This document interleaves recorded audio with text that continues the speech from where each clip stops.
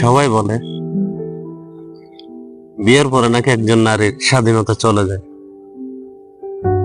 তো আমি যদি এ ব্যাপারে বলতে চাই, আসলে বিয়ের পরে স্বাধীনতা কি তোমাদের যায় নাকি একজন ছেলের যায়? খুব ভালো করে দেখবে।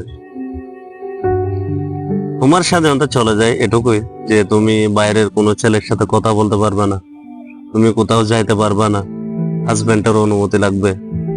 পক্ষান্তরে তোমরা যদি বিপরীতটা চিন্তা করো, যে একটা ছেলে বাইরে কতক্ষণ থাকবে তার ডিসাইডও তুমি করবা, কোন ছেলের সাথে কথা বলবে তার ডিসাইডও তুমি করবা, বাইরে কতক্ষণ থাকতে পারবে, কোথায় আড্ডা দেবে, বন্ধুদের সাথে কিভাবে আড্ডা দেবে সেটা তুমি ডিসাইড করবা। রাতে কখন বাড়িতে চলে আসবে তাও তুমি ডিসাইড করবা। সে কোথায় যাবে না যাবে, তার পছন্দ অপছন্দ কি তাও তুমি ডিসাইড করবে। বাড়ি থেকে বের হতে গেলেও তোমার অনুমতি লাগবে 100%। একবার ভেবে দেখো, স্বাধীনতা কি তোমাদের যায় নাকি ছেলেদের?